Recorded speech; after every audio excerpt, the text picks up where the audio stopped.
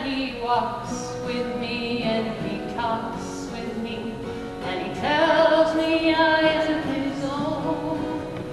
And the joy we share as we tarry there, no other has ever known. He speaks and the sound of his voice is so sweet. The birds hush their singing, and the melody that he gives to me within my heart is ringing. And he walks with me and he talks with me and he tells me I am his own. And the joy we share as we tarry there, no other has ever known. I'd stay in the garden with him, but night around me keep falling. So he bids me go through the voice of woe. His voice to me is calling. And he walks with me and he talks with me and he tells me I am his own. And the joy we share as we tarry there, no other has ever known. And the joy we share as we tarry there, no other has ever known.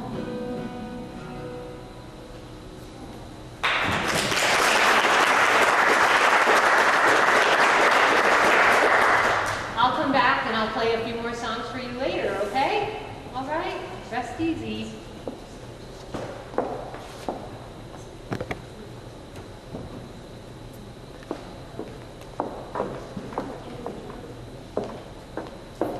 So this is not new to me. I'm always carrying a chair around and bringing it where it needs to be.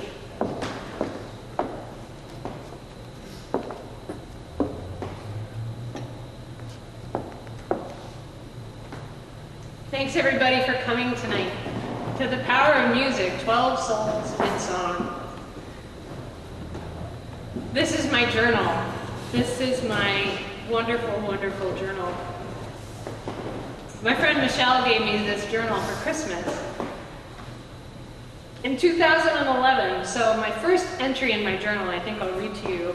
It's December 28th, 2011. In September 2011, I responded to an ad in the St. Albans Messenger for a recreation assistant with an outgoing personality and strong love of music. It's like, oh, that's me. I interviewed twice with Cindy at a St. Albans assisted living facility, and I soon began working there part-time. I received training in working with residents with Alzheimer's disease and dementia. I did not receive training in death and dying. So I've been learning that on my own along the way. 4 residents have passed away since I started just 4 months ago. I've learned that music can be so soothing and comforting for the dying person and their family. So that brings us to the first story. And my writing is kind of crazy in my journal. So I've retyped everything in a big bold print so I don't have to wear my glasses while I'm playing for you. But I'm going to try to read the first one right from the journal, because it's what started the whole thing and what made me have such passion for music and memory and music as therapy. So this is John, November 26, 2011. I met John in mid-November. An LNA wheeled his wheelchair to the rec room while I was leading a sing-along with my guitar. He smiled a bit, but he didn't sing. He seemed to be in a bit of a fog. His eyes, which were a striking blue, were watery, and his body was thin.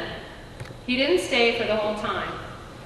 Then LNA sang along for a couple of songs and then wheeled him away. About a week later, Cindy advised me that John was on comfort care and that he'd stopped eating. She asked me to go play for him privately in his room, so I tuned my guitar and went to his room.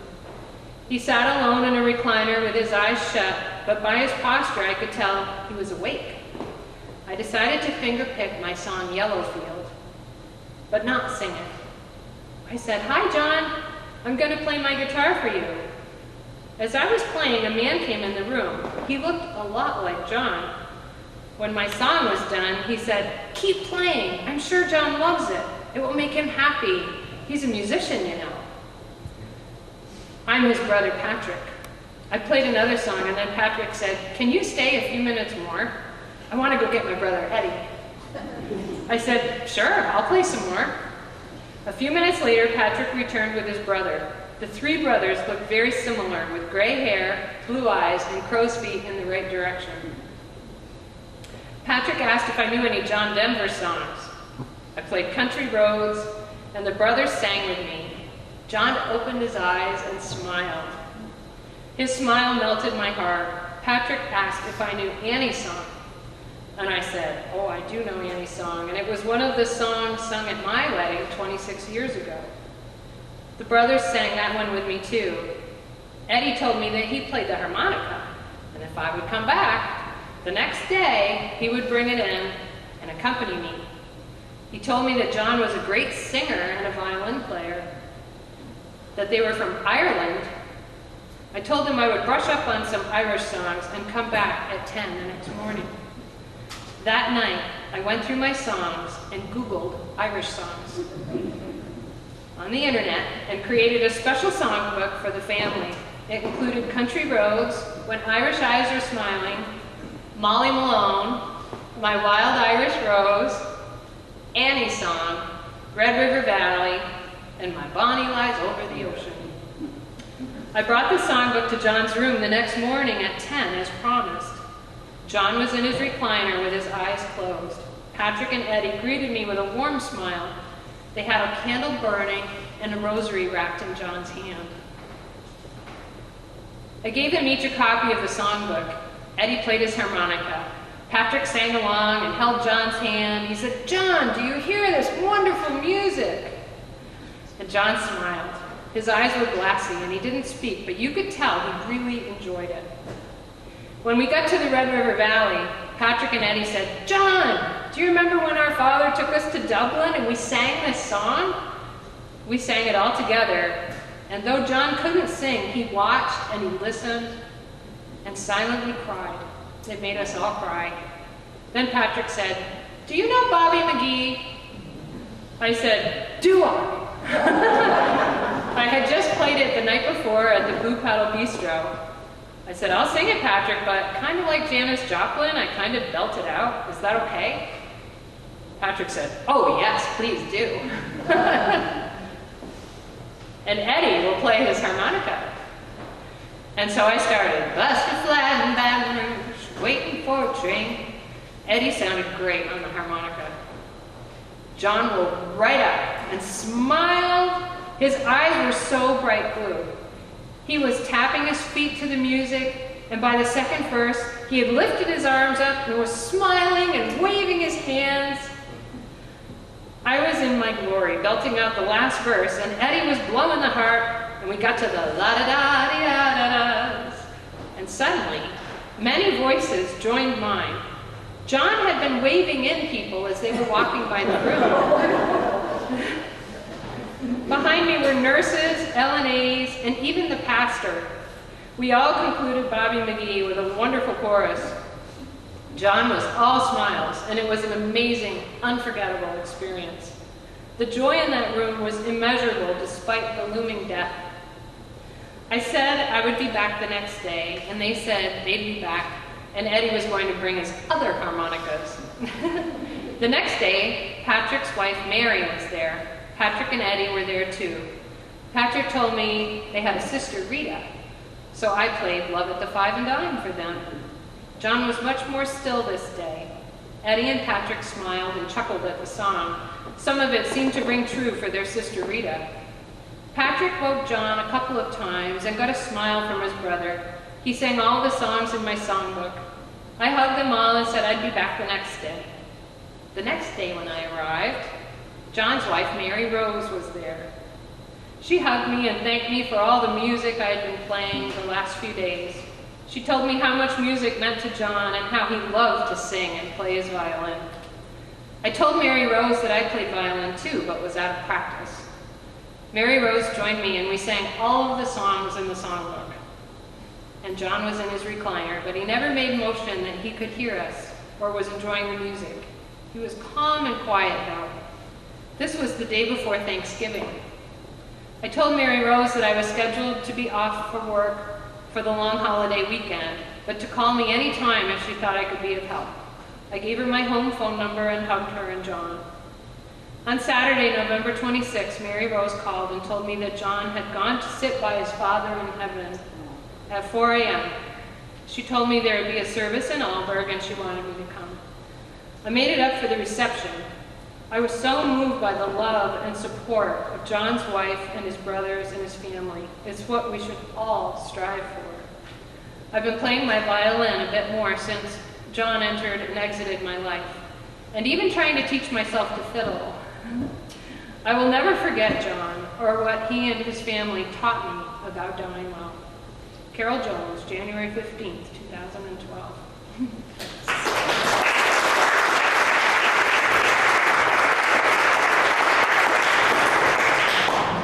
So I want to invite you all to sing along. I'm thinking you probably know the words to these songs. And if you don't, go ahead and make them up. No.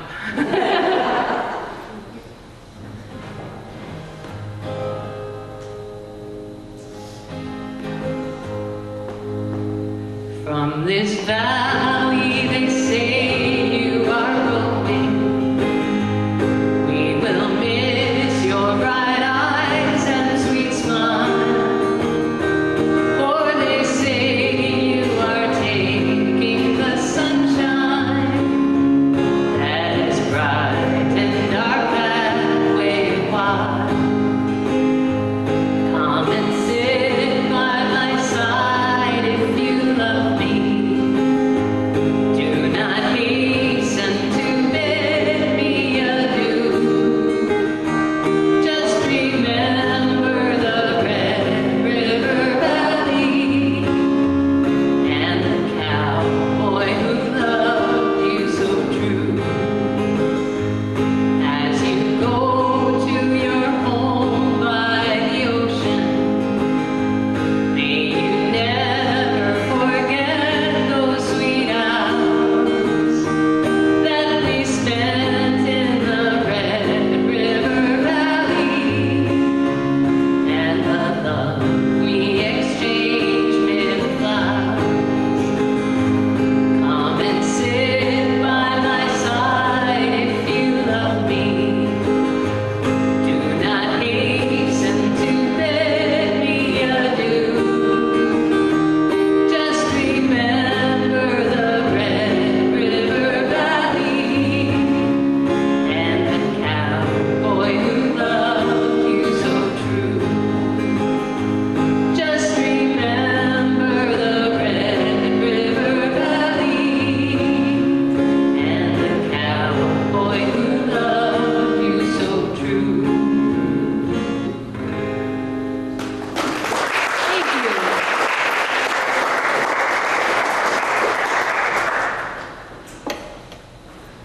Sorry about the music sedan, everyone out in TV land.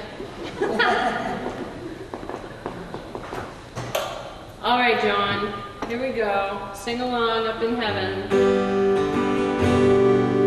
Busted flag in Baton Rouge, waiting for a train. Feeling nearly faded as my jeans. Bobby thumbed the diesel down just before it rained. Rode it all the way to New Orleans. I pulled my harpoon out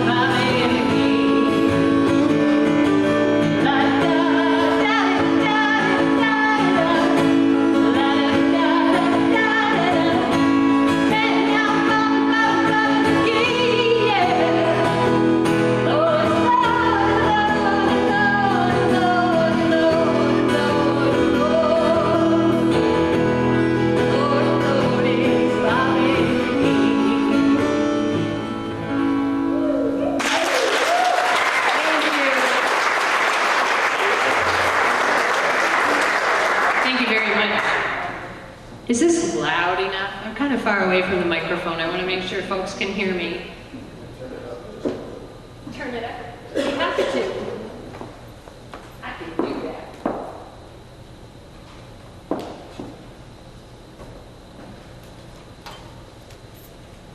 Adventure number 2.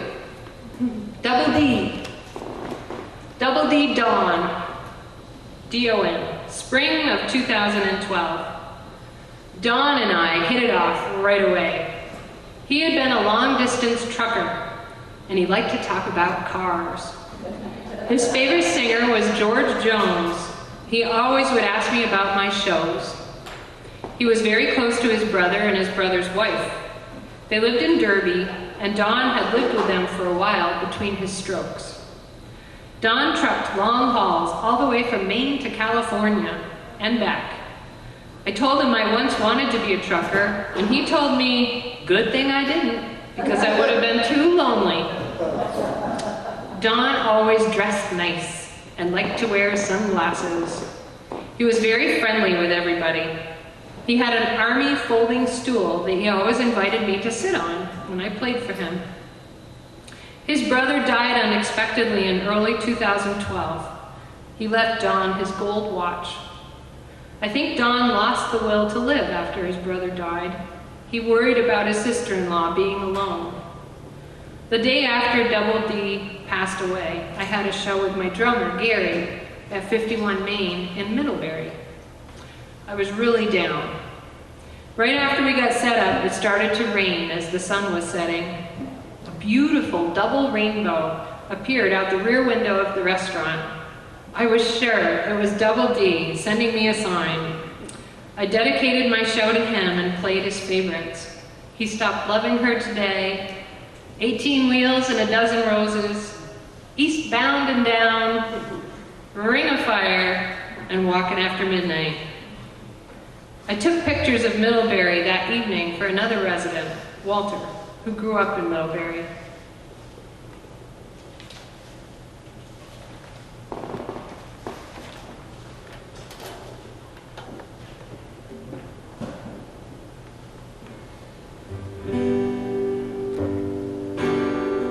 Don did not sing along, but you guys are welcome to.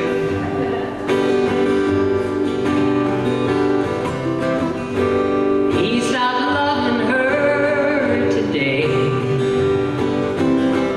They placed a wreath upon his door.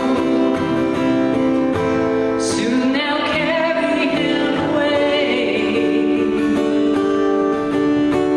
He stopped loving her. Don saying, pep it up a little. Okay, Don.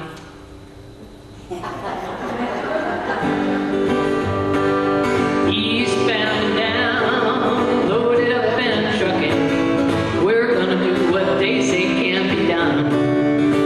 We've got a long way to go and a short time to get there. I'm eastbound, now come on, bandit, run. Old Smokey's got his ears on, he's hot on your trail. He ain't gonna rest till you're in jail. So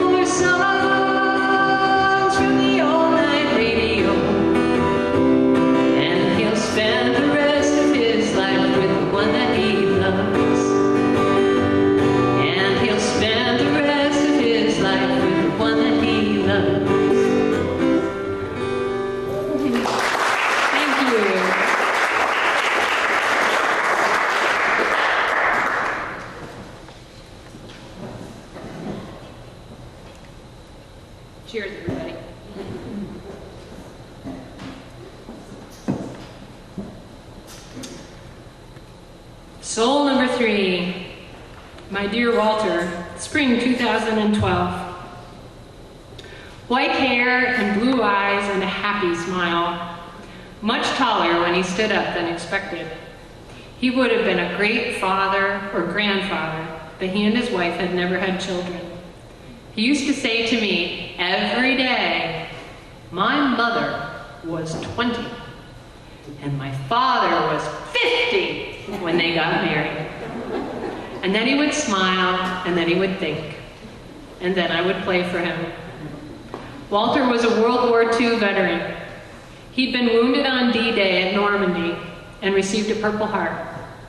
After he recovered, he trained to be an Army Ranger, and he served under Colonel Darby in Italy. Walter told me Mussolini was a horrible man. Walter told me he had a big gun, and that nights were hard. He was only 19 when he joined the war. He didn't like to talk about it often, but when he did, I would listen. Walter was a hero. He was wounded again in Italy, and that took him out of the war. He received a Victory Cross. Walter went on to work for a company that made airplane propellers. He was a salesman, and he and his wife lived in Chicago and went to many great concerts and shows. They had a retirement home in Florida that he loved, and he was worried about it being empty. Walter was very close to his niece Sandy and her husband, and he loved when they visited. Walter talked a lot about Middlebury and his uncle's dairy farm and his dad working for the railroad. He remembered that Ford Motor Company was shipping new automobiles by freight train, and his father bought one. Walt said he kept it in the garage and never drove it.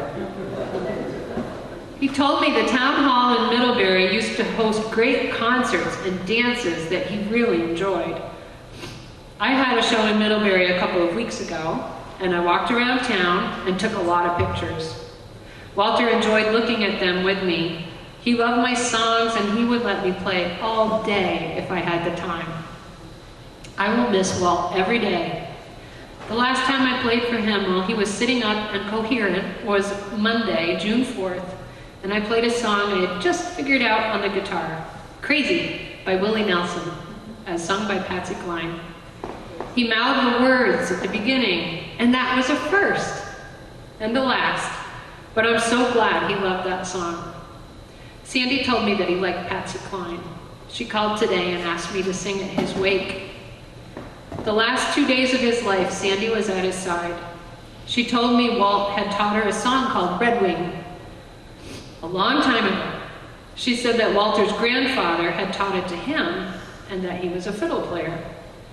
I found the song on the internet. It was written in 1907, although the melody is much older. I wrote down the lyrics and learned the guitar part that night, and Sandy and I sang it together for him 3 times the day he died. I also sang my songs Yellow Field and In the Meadow, and Sandy really liked them. I think we'll become friends. She lives in Swanton, so I'll see her around. Enjoy heaven, Walt. You deserve nothing but the best. His favorite songs were Crazy, Yellow Field, Love at the Five and Dime, No Rest for the Weary, Mr. Engineer, Red River Valley, and Let It Be Me. Excuse me, no TV. It's okay with you guys, but...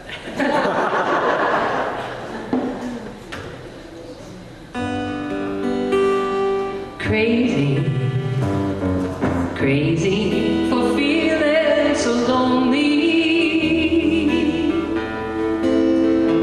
I'm crazy, crazy for feeling so blue. I knew you'd love me as long as you wanted.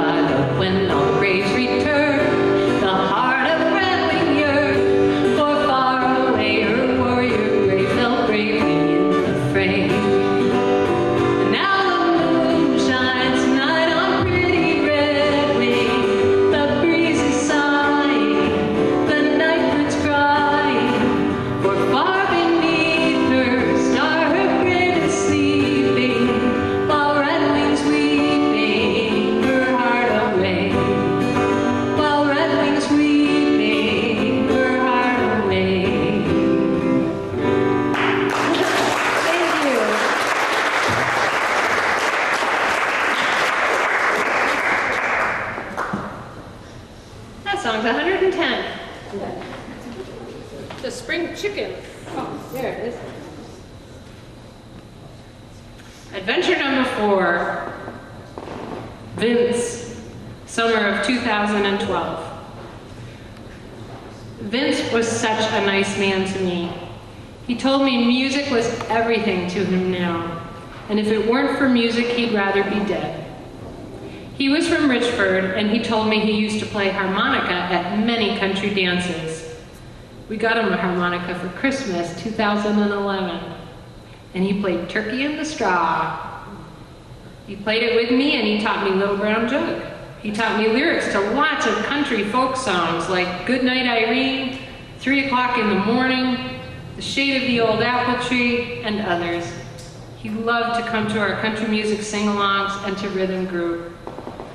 He was declining this summer and couldn't play harmonica any longer. He was falling asleep a lot. When he went to the hospital at the end of July, I went up each day to play for him. The first day, he was with it enough to look at me, I can still picture him, and smile at me. He said he'd try to be there tomorrow, and he was. He smiled at me the next day, but he couldn't talk. His son Maurice and his daughter Carol told me his favorite song was Wabash Cannonball. So I pulled it up on my iPad, and I played it for him over the iPad.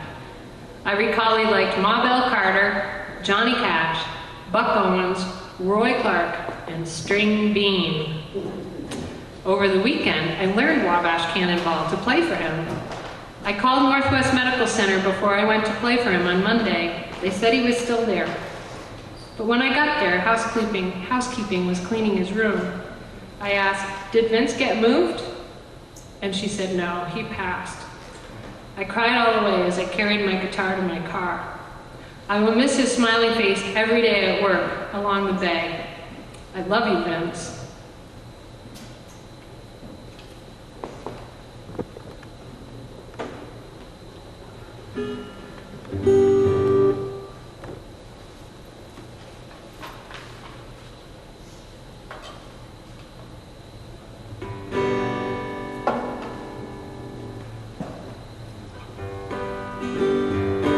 From the great Atlantic Ocean to the wide Pacific shore, to the green old flowering mountains, to the ice of Labrador.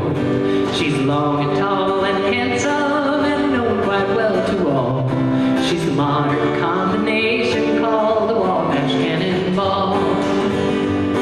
So listen to the jingle, rumble and the roar as she glides along the woodlands through the lakes and by the shore. Hear the mighty rush of her engine, hear the lonely hobo squall. We're traveling through the jungle on the Wabash Cannonball. Now here's to Daddy Claxton, may his name forever stand, and always be remembered in the courts of all the land. His earthly race is over, and as the curtain falls, we'll carry him back to Dixie on the Wabash Cannonball. So listen to the jingle, the rumble and the roar as she glides along the woodlands through the hills and by the shore. Hear the mighty rush of her engine, hear the lonely hobo squall. We're traveling through the jungle on the Wabash Cannonball.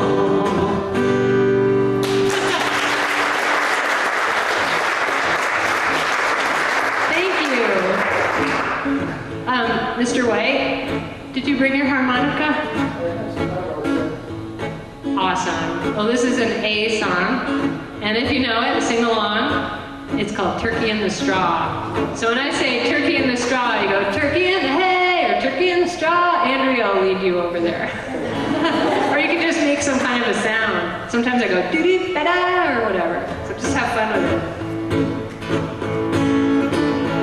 Well, there's a country dancer, the only hole in town, and everybody comes from miles around. They like to hear the turkey gobble and the scratching on the ground. Everybody comes to hear the turkey sound. Turkey in the straw, turkey in the hay. Roll up, twist 'em up, high cut the haw, strike up the tune, call it turkey in the straw. Did you ever go fishing on a hot summer day, and all the little fishies were swimming in the bay with their hands in their pockets, in their pockets, in their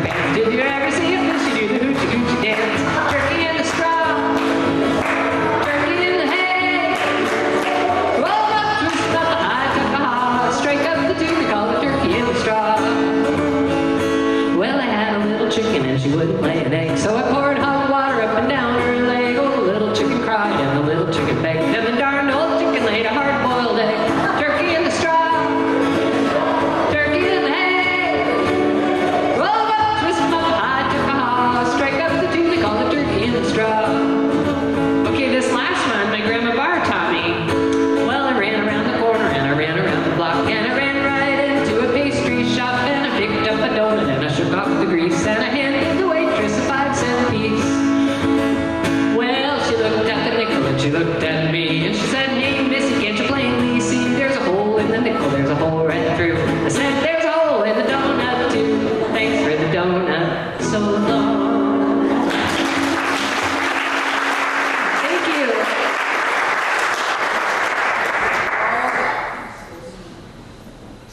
Thank you, Vince. Number 5 is Deborah, the summer of 2012. Deborah was a very sweet woman. She enjoyed my singing and would listen to every word. One of the first times I sang for her was a bonding experience.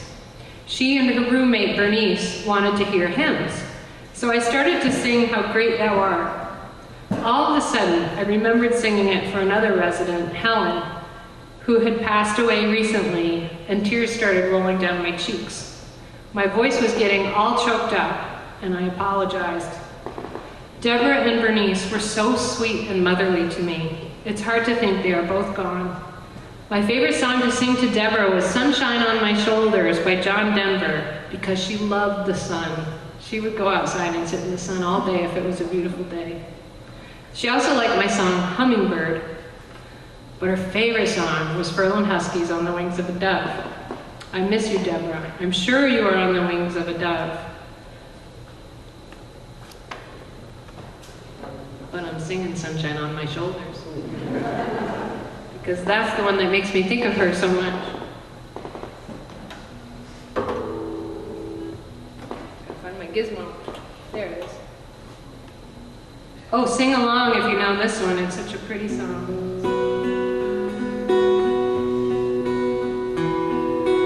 Sunshine on my shoulders makes me happy. Sunshine in my eyes can make me cry. Sunshine on the water looks so lovely. Sunshine almost all the time makes me high. If I had a day that I could give you, I'd give to you a day just like today. And if I had a song that I could sing for you,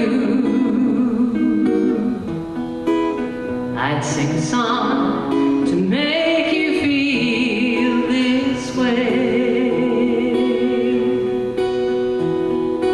Sunshine on my shoulders makes me happy.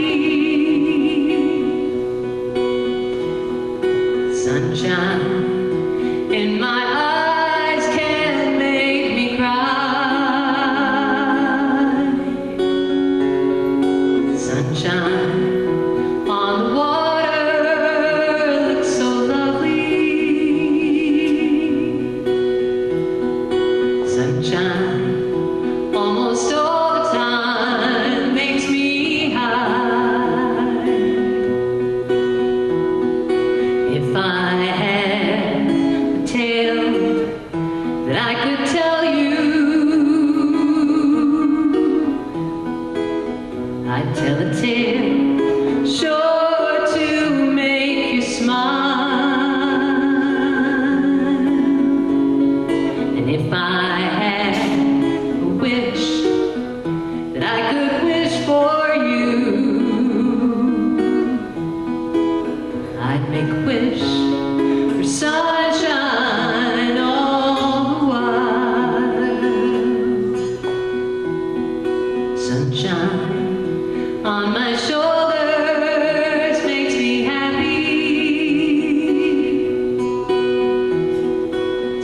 sunshine in my eyes can make me cry. Sunshine on the water looks so lovely. Sunshine almost all the time makes me high. Ooh.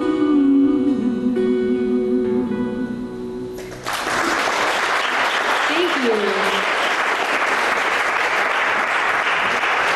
Thank you, John Denver, for that pretty song.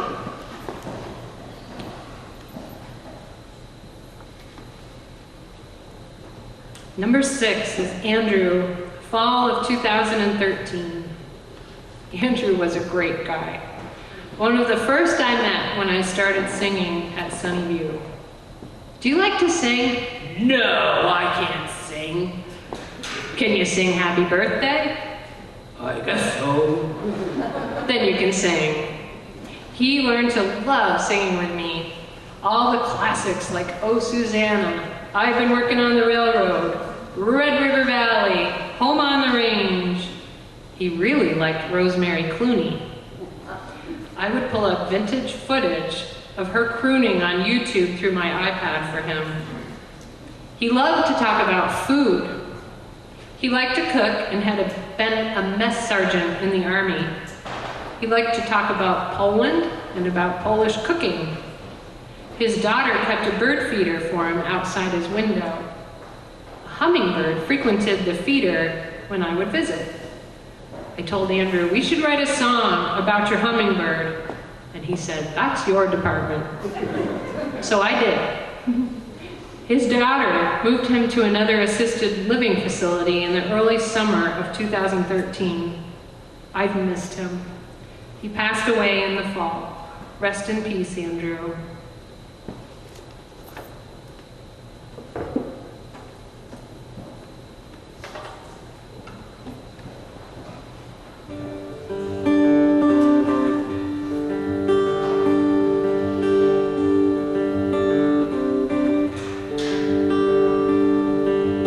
Ruby-throated hummingbird never says a single word. Prettiest birdie in the sky, buzz like a bee when you fly by. You don't even know the smiles that your beauty brings. Comfort through the window, though we cannot hear you sing. A sweet and fragile creature is a gift from above. Drink your sugar water that we give to you with love. Ruby-throated hummingbird never says a single word. Prettiest birdie in the sky, buzz like a bee when you fly by. You don't even know the smiles that your beauty brings. Comfort through the window, though we cannot hear you sing. A sweet and fragile creature is a gift from above. Drink your sugar water that we give to you with love.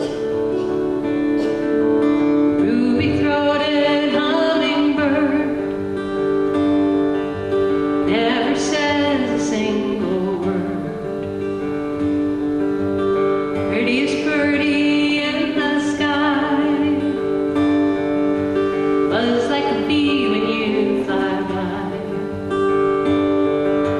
Buzz like a bee when you fly by. Thank you.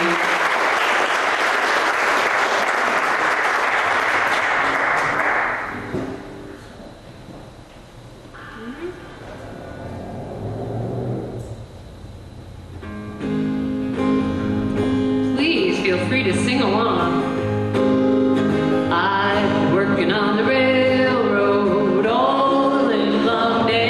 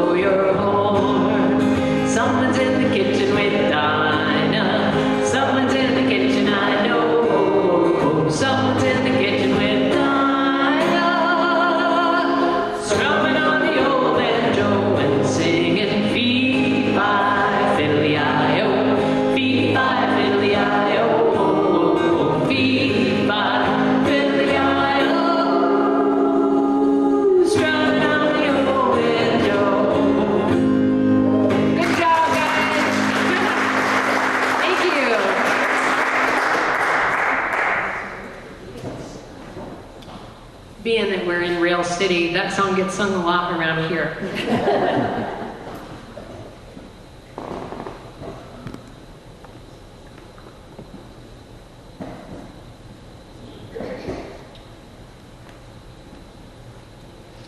Number 7 is Millie. The summer of 2014. Millie was very sweet and loved old-time country music, including Ferlin Huskies on the Wings of a Dove, and old Patsy Cline, and Gene Autry, and Johnny Cash. She told me about little Jimmy Dickens and Kitty Wells. I let 2 of her sons play my guitar. The whole family loved music. I didn't place Millie at 93. She seemed so much younger at heart. She told me she didn't sing, but by the end of my first visit, she did. She was an old Franklin County resident and knew Art, my friend, well, and they attended dialysis together. Not the kind of social gathering I ever want to attend. Shyla and I played at Jenny's funeral. Jenny, Millie. I had changed the names and some of them I've changed back. At the Holy Angels Church in St. Albans. It was lovely. We played Amazing Grace, How Great Thou Art, Welcome to My World, and of course Millie's favorite, On the Wings of a Dove. Shyla rode with me to the cemetery, and on the way, a dragonfly flew into my car and landed on the dashboard right between us. It rode with us all the way to the cemetery, and then it flew out the window. Was it Millie? Or maybe it was Millie's sign to us? I don't know, but it sure made us smile. We'll miss you, Millie. Update. This is what I wrote right in my journal. Update. Millie's son and daughter-in-law have kept in touch and come to my open mic at the Blue Paddle Bistro, where Millie's son performs great old country and rock tunes. I love it. Yeah. Sing along if you know this one. This is a fun song. It's a waltz. On the wings of a snow white dove, he sends his pure sweet love, a sign from above. On the wings of a dove, when troubles beset us and evil comes, the body grows weak, the spirit grows numb. When these things upset us, he doesn't forget us. God sends down his love on the wings of a dove, on the wings of a snow white dove. He sends his pure sweet love, a sign from above, on the wings of a dove. When Noah had drifted on the flood many days, he searched for land in various ways. Troubles he had some, but he wasn't forgotten. God sent down his love on the wings of a dove, on the wings of a snow white dove. He sends his pure sweet love, a sign from above, on the wings of a dove, on the wings of a snow white dove. He sends his pure sweet love, a sign from above, on the wings of a dove, a sign from above, on the wings of a dove, wings of a dove. Ferlin Husky, thank you.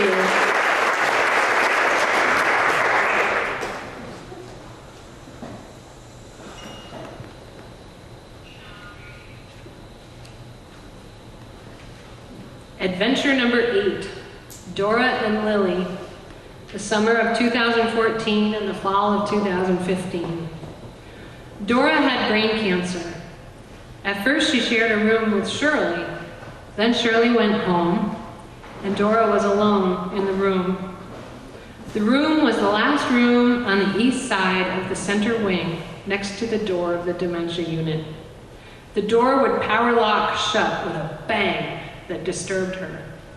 I was very happy when a room opened up and they moved her to the bay wing to share a room with Pat. She liked folk music and would sing along with me. She loved horses and had owned two. She believed that she lived in Johnson or Westford. She would apologize to me that she couldn't think clearly. I would bring Lily, another resident that I was very close with. Lily was in her early 30s and had had multiple brain aneurysms. She was sharp, but she couldn't control her muscles. She was blind in one eye and half paralyzed. She could mouth words but not speak with any volume. Lily loved to help me try to make people smile and sing. She joined me visiting several people, but she was always successful communicating and sharing joy with Dora and Ozzy, who I'll tell you about later. Dora, Lily, and I would hold hands and feel each other's energy, maybe that sounds crazy. We would all three smile and know that the day was a little better for us being together. After her roommate Pat passed away, Dora was moved to a private room and she died that weekend. I'll miss her so much. I need to talk to Lily about it, but I haven't had the guts. Maybe she knows. I was hoping to share her obituary with Lily, but there hasn't been one, and I never saw her have a visitor. There was a book she had been reading, left in her room after she died. Mindfulness in plain English. It's about mindful meditation to find one's true being. My boss said I should have it, and I'm reading it now. I miss you, Dora. Update. I finished the book and started a mindful meditation group that meets for half an hour each Wednesday at Sunnyview, going on 4 months now. A few of the residents are very good at meditation, and some just come and take a nap. Sadly, Lily passed about a year after Dora passed away. I miss her every time I pass her room.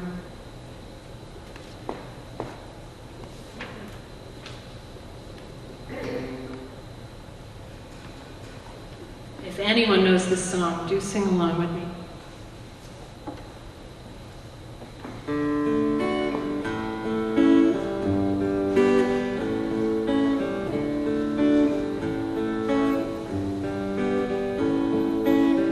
It's amazing how you can speak right to my heart without saying a word. You light up the dark. Try as I may, I could never explain what I hear when you don't say a thing. The smile on your face lets me know that you need me. There's a truth in your eyes saying you'll never leave me. The touch of your hand says you'll catch me if ever I fall. You say it best when you say nothing at all.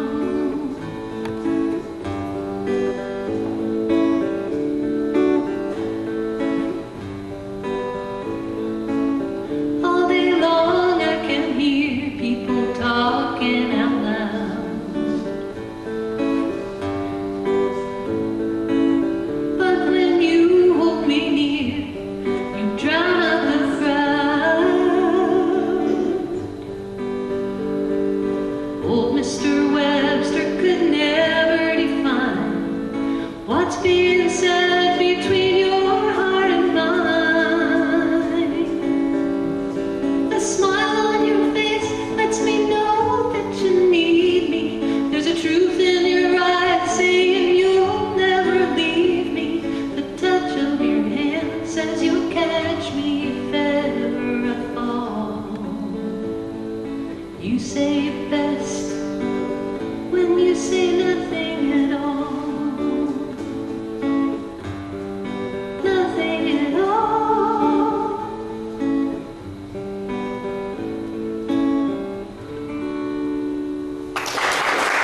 Keep listening.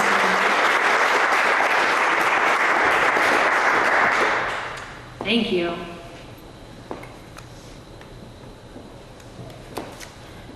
One of Lily's, this is an aside from my journal. I've been so good not doing asides for my journal, but one of Lily's amazing ways of communicating was with her thumb. That was one part of her body that worked so well, and we must have done 1,000 thumb wars, and I never won, not once. She was awesome, but she would say hello with her thumb. She would say it was a bad day with her thumb. She was an amazing woman. Adventure number 9 is Ozzy. The summer of 2015. July 16th. Having a hard time writing this. Ozzy was my reason for going to work in this dreary place day after day. And without him, I'm reconsidering my future at Sunnyview. I'll try writing about my dear friend Ozzy another day. I miss you, Ozzy. September 15th. I've been dreaming about you, Ozzy. I wish I had a photo. There has been no obituary for you, which is troubling me. I could have written a bit of one, or at least given a nice eulogy about my experience with you over the past 4 years. November 14th. Oh, Ozzy, happy day! I found a song I had written for you 3 years ago, La Vie est Belle. I never did complete an entry about Ozzy in the journal. Ozzy's birthday was very close to my mother's in 1936, and I reminded him of that often. I'm very close to my parents. I understand the culture of their generation. Respect, politeness, everything in its place, great music, big band sounds like Sing, Sing, Sing and In the Mood by Benny Goodman, the Andrews Sisters singing Don't Sit Under the Apple Tree or Boogie Woogie Bugle Boy. Ozzy had suffered a traumatic brain injury that left him with paralysis and a speech impediment. It took him a very, very long time to say what he wanted to say, if at all. I was super patient with Ozzy. I really wanted to hear what he wanted to tell me. He was a trained psychologist and had lived in Washington State. I would play a slideshow of Washington State on YouTube through my iPad. It was set to classical music, and Ozzy loved classical music. He loved to watch the Celtic Women and loved Irish music too. He liked to go around to the patients' rooms with me, like Lily's and Dora's, and sing songs like My Bonnie Lies Over the Ocean and You Are My Sunshine. He and another resident with a speech impediment, Joyce, would help me organize lyric charts to make songbooks and create new playlists for our rhythm group. His son and daughter would come to visit from time to time, which was very nice and made him smile. They would take him out to lunch in downtown St. Albans. I think Ozzy got to a point in his life where he felt he had nothing left to offer, that he was more of a nuisance than a contributor. I think he chose to stop eating and drift away. I played for him at his deathbed. The center gave him a private room for this time, and his son and daughter-in-law welcomed me to play for him. A favorite was Rocky Mountain High by John Denver. The day Ozzy died, I had come into the center and was due to play for an hour on the dementia unit before I was free to go room to room for visits. After the hour performance, I went directly to Ozzy's room. The door was shut, so I knocked, and then hearing no reply, I slowly opened the door. Ozzy was there in bed, but he was still. I touched his hand, and he was cold. I hadn't gotten there quickly enough, and he had passed while I was singing in the other wing. I pulled up a chair and sat down next to him, and feeling his spirit in the room, I started to play Rocky Mountain High. My eyes drifted to the window, and I could see his son sitting head down on the bench out on the sidewalk in front of the nursing home. I finished the song, kissed Ozzy on the forehead, and went outside to sit with his son. His wife was there too. We agreed that Ozzy was in a better place, and now his limbs were free and his voice was free.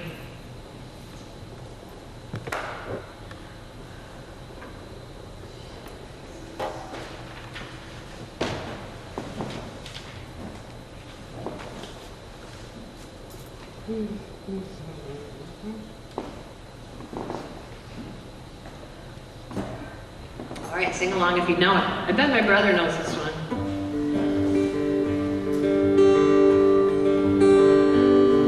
He was born in the summer of his 27th year, coming home to a place he'd never been before. He left yesterday behind him. You might say he was born again. You might say he found the key to every door. When he first came to the mountains, his life was far away, on the road, hanging by a song. But the string's already broken, and he doesn't really care. It keeps changing fast, but it don't last for long. And the Colorado Rocky Mountain High, I see dead rain and fire in the sky. The shadows from the starlight are softer than a lullaby.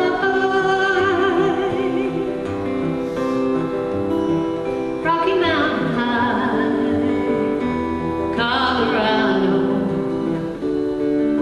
He climbed Cathedral Mountains, he saw silver clouds below. He saw everything as far as he can see. And they say that he got crazy once, and he tried to touch the sun, and he lost a friend but kept his memory.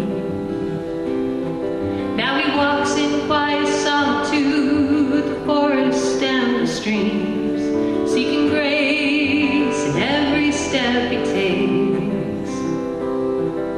His side has turned inside himself to try and understand the serenity of a clear blue mountain lake. And the Colorado Rocky Mountain High, I've seen it rain and fire in the sky. You can talk to God and listen to his casual reply. Rocky Mountain High, Colorado. Now his life is full of wonder, but his heart still knows the fear of a simple thing he cannot comprehend. Why they try to tear the mountains down and bring in a couple more people, more scars upon the land. And the Colorado Rocky Mountain High, I've seen it rain and fire in the sky. I know he'd be a poor man if he never saw an eagle fly. Rocky Mountain High, Colorado. Oh, Colorado Rocky Mountain High. Oh, I've seen it rain and fire in the sky. Friends around the campfire and everybody's high. Rocky Mountain High, Colorado. Rocky Mountain High. Thank you, John Denver. Thank you, everybody.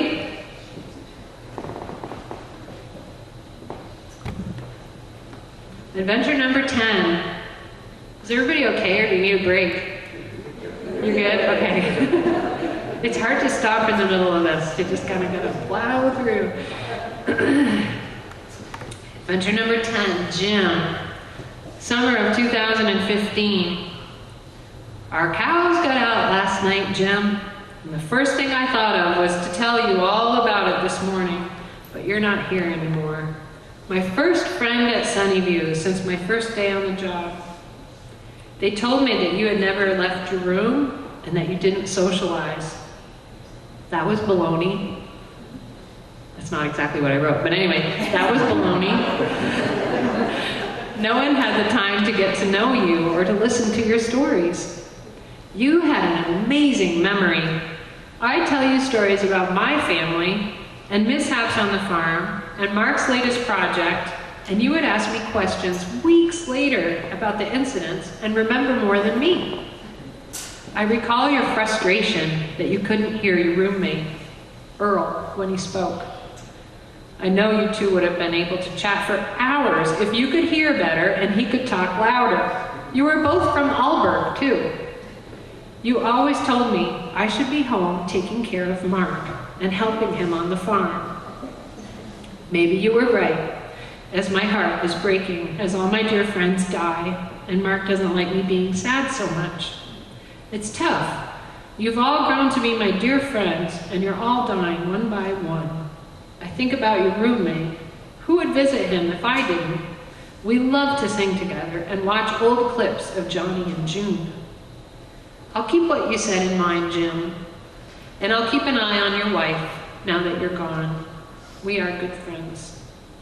Love, Carol. An addendum. Jim always said, bah, when I offered to sing to him. Then a couple years after I'd been singing at Sunnyview, I caught him singing in the hallway. Hey, good looking, as he was wheeling himself around.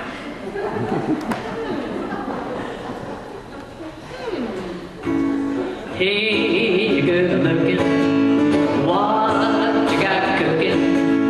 How about cooking something up with me? Hey, sweet baby, don't you think maybe we could find us a brand new recipe?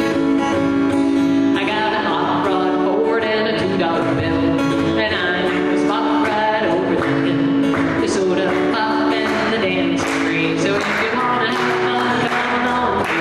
He said, hey, looking, what you got cooking? How's about cooking something up with me? I'm free and ready, so we can go steady. How's about keeping steady company? I'm gonna throw my date book over the fence and find me one for 5 or 10 cents. I'll keep it until it's covered with age, 'cause I'm writing your name on every page. I said, hey, you're good looking, what you got cooking? How's about cooking something up with me? Oh, how's about cooking something up with me?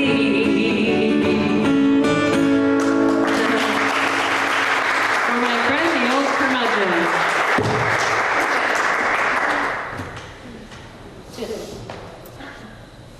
I used to say to him, oh, you're just an old curmudgeon. And he'd go, oh, God, all right. It was so funny. Adventure number 11, Shelley, the summer of 2015. Shelley lived at Sunnyview for 7 years. She did not warm up to me right away. Then one day, she saw me singing with Ozzy, who has aphasia and can't speak, and she smiled. Later, she told me privately, at first I didn't like you, but now I see what you're doing for Ozzy and the others, and I think that's good. From then on, she came to my group activities, and she told me jokes, and we visited a lot. When she was diagnosed with breast cancer, she confided in me that she didn't want to fight it. She had lived long enough. She asked if I would sit with her while she was dying and play guitar, so I did. She passed away quickly and peacefully. She had a good awake time with me a couple of days before she died, and she looked me in the eyes and smiled her beaming smile while I played You Are My Sunshine. We will miss you, Shelley. Everybody knows this one. You are my sunshine, my only sunshine. You make me happy when skies are gray. You'll never know, dear, how much I love you. Please don't take my sunshine away. The other night, dear, as I lay sleeping, I dreamed I held you in my arms. When I awoke, dear, I was mistaken. So I hung my head and I cried. You are my sunshine, my only sunshine. You make me happy when skies are gray. You'll never know, dear, how much I love you. Please don't take my sunshine away. I'll always love you and make you happy if you will only do the same. But if you leave me to love another, you'll regret it all someday. You are my sunshine, my only sunshine. You make me happy when skies are gray. You'll never know, dear, how much I love you. Please don't take my sunshine away. Please don't take my sunshine away. Nice singing, everybody. Thank you.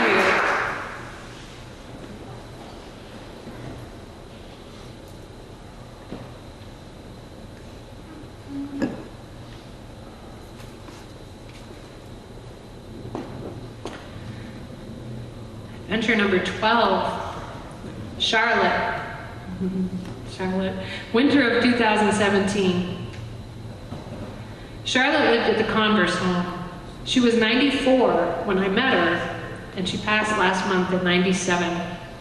She had Alzheimer's disease, but maintained the ability to tell great stories, although they were usually fictional. She thought they were real. She asked me to tell her about myself, and I told her about my childhood and married life. She loved my story, and she told me I was homemade. She said, "You should write a book about your life, and you should call it Homemade, and you should tell everyone that Charlotte told you to do it." I'm about 50,000 words into typing Homemade, and oh, credit to my dear friend Charlotte. Charlotte loved to sing and had a pretty soprano voice. I would always call on her to sing the high parts during our weekly sing-alongs. She taught me a great old song by Rudy Valley from 1928 called Honey. When I researched Rudy Valley, which is common practice when I'm looking up these old songs, I learned that Rudy was born in 1901 in Island Pond, Vermont. That was fun information to bring back to Charlotte. He was the first pop star as we know them today, like the Justin Bieber or Beyonce of 1928. I played for Charlotte as she was dying. It was a joy to see her perk up and still work to reach those high notes, even though her eyes were wandering, opening and closing, and her body was pretty still, but by God, she hit that high note. I played Honey, In the Garden, You Are My Sunshine, Somewhere Over the Rainbow for Charlotte. Her daughter sat with us and sang along. Charlotte lived every day to its fullest and really cared about everyone around her. She was always making sure everyone was comfortable and would offer up her chair to anyone who entered the room. She will be remembered with loving thoughts at every future sing-along, especially when that high note comes along. We now all try to hit it in memory of dear Charlotte. We don't always reach it, but we try. Instead of giving it the college try, you give it the Charlotte try. We'll see if anybody knows this old song. Let me think.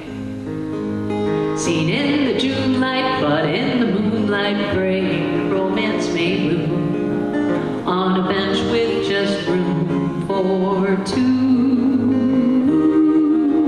With your permission, no intermission, there's so much in my heart. I've so much to impart to you. I'm in love with you, honey. Say you love me too, honey. No one else will do, honey. Seems funny, but it's true. Loved you from the start, honey. Bless your little heart, honey. Every day would be so sunny, honey, with you. Imagine that on a 78.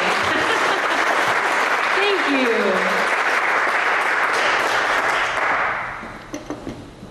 I challenge you all to try to hit the high note, okay?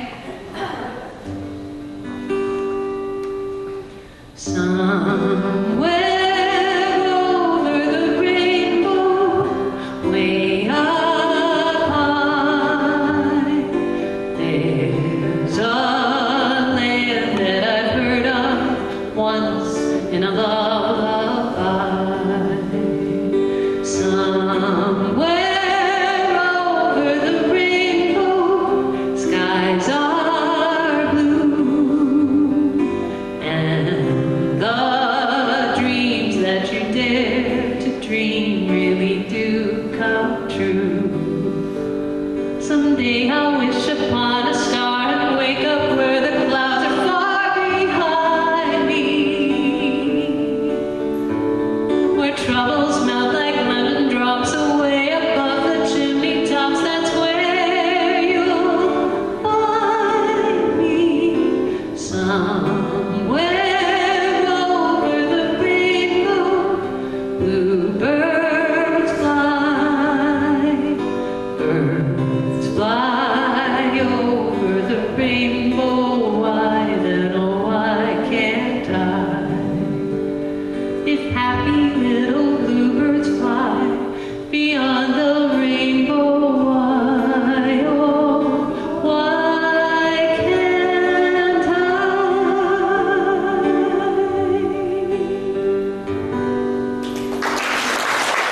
Thank you.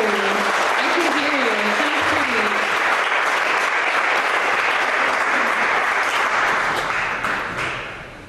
You may have thought that was it because I got to 12, but I have a bonus adventure.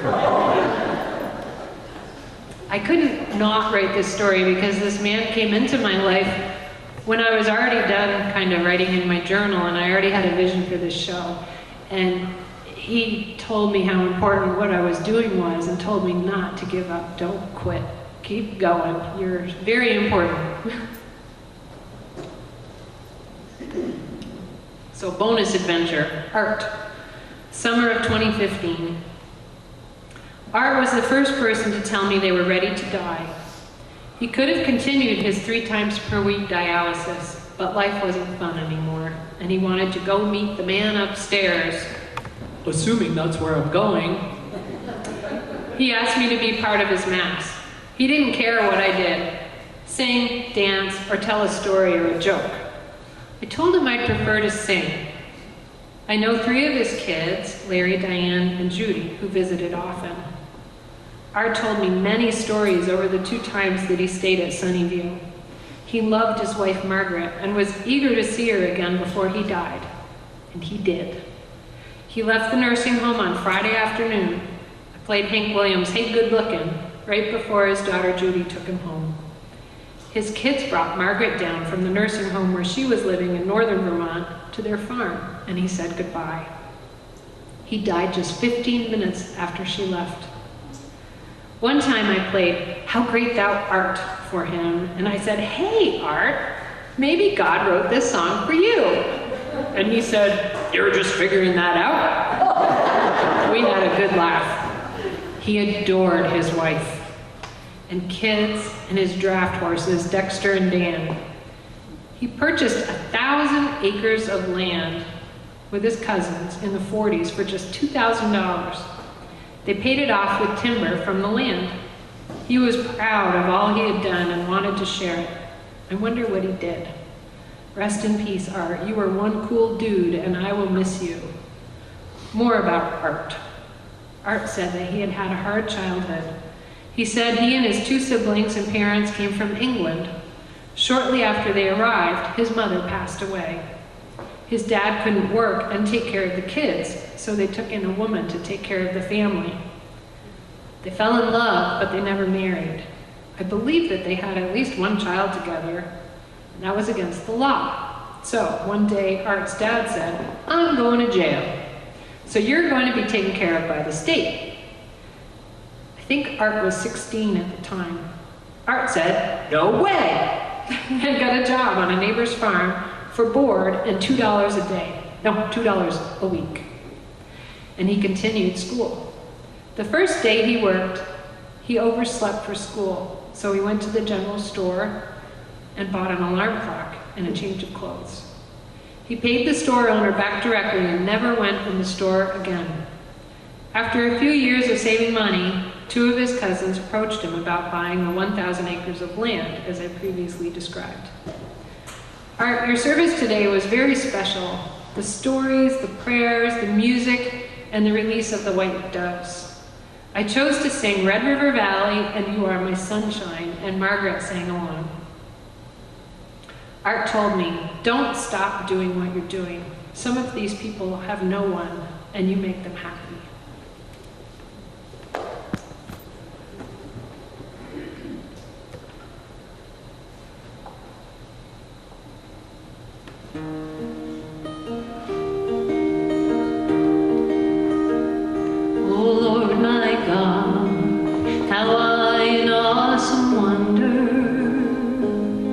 Consider all the worlds thy hands have made.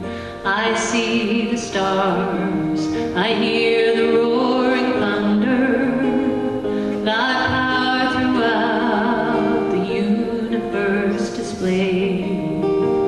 Then sings my soul, my Savior God, to thee. How great thou art, how great thou art. Then sings my soul, my Savior God, to thee. How great thou art, how great thou art.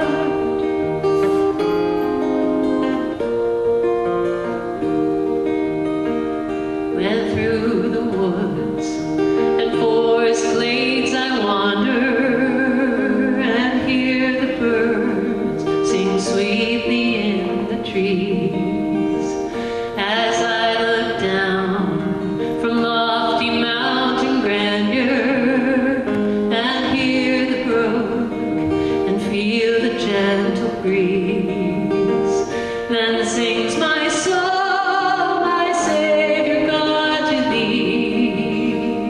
How great thou art, how great thou art. Then sings my soul, my Savior God, to thee. How great thou art, how great thou art.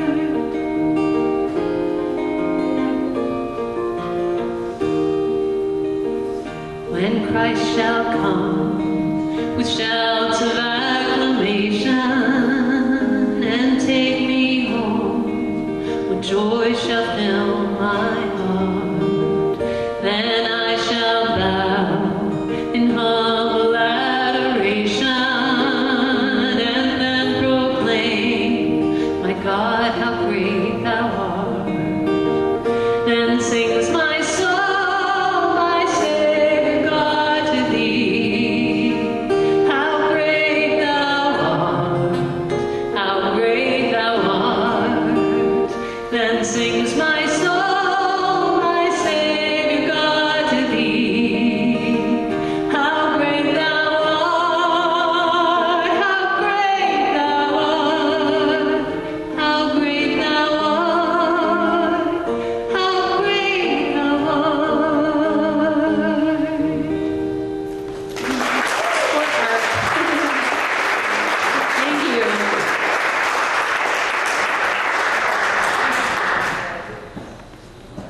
Well, you made it through, and there's still lots of Kleenex left, so yay! I want to thank you all so much for coming. You don't know how much it means to me that you want to come out and hear about what I'm doing, because it's not an easy subject to talk about, but it's an important subject to talk about. I hope you'll be thinking about what your favorite songs are, maybe, what you like to sing in the car, what you like to hear for a love song, what makes you rowdy, what makes you want to dance, you know, that's all the information I want to know when I move through life. I want to talk a little bit about the Music and Memory program. The proceeds from tonight's show go to the Music and Memory program. I got certified in the program 2 years ago through an area assisted living facility. And so far, we have 13 iPods in use. And we use them with patients with dementia, either from Alzheimer's or other diseases. It helps take a patient with dementia, and I almost call it like defragging the hard drive. It seems to make everything come together and bring them to life. It helps with dinner time, you know, it wakes them up a little bit before dinner, before hygiene, all kinds of stuff. Just sitting with their loved one, that's my favorite thing. And I do that live. I sit with someone and I sing to them, and they start to wake up and they're with their loved one and they can have some time together, but I can't be everywhere all the time. And so these iPods are awesome. We put in a customized playlist with help from the family, and then we can give this to the loved one, and they're, you know, about a 20 to 30 minute playlist, and they have that special time together. So I really appreciate that. To learn a little more about music and memory, you may have seen, and if you haven't, I'll refer you over to YouTube to look at Alive Inside. And it's the story of Henry, who's in an assisted living facility. And I will post that on my Facebook page tonight if you haven't seen it, or you can just go on YouTube and look for Alive Inside, Henry's story. Also, on YouTube, I have an American folk song sing-along. That's Carol Ann Jones' American folk song sing-along. And if you're visiting your loved one, you can pull that up and I'll help you go through a 20-minute sing-along with your loved one. And they're all, you know, like I've been working on the railroad and Oh Susanna, those old folk songs. If anyone has an iPod Touch or an iPod or a Shuffle, whatever you call it, that you can donate, you can contact me anytime, and they're in great need around St. Albans and Franklin County, and I can put them to great use. So I'd like to close the show with a song that I wrote called Yellow Field. And you may know it, you're welcome to sing along, but it's about a Vermont town, a utopian world, and it's just a pretty closer. I sing it a lot for residents. I'll see you in Yellowfield. I'll meet you at the crossroads by the sign. We'll walk hand in hand to the village square, a special place immune to pain and time. Clear, cool water flows in Yellowfield. Drink it from the spring out on the hill. The grass is greener there, the sky is always blue. Daisies watch a puffy cloud blow through. Yellowfield, I'm coming home. Yellowfield, I long for you.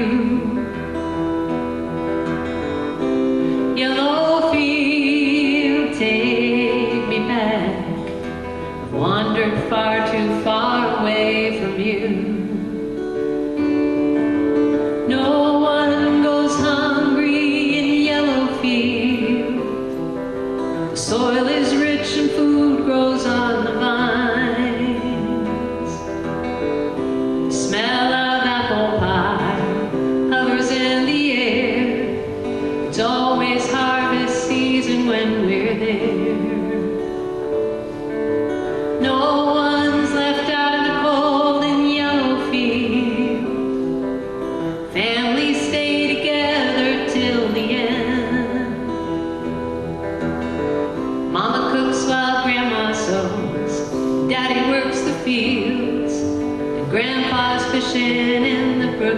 below.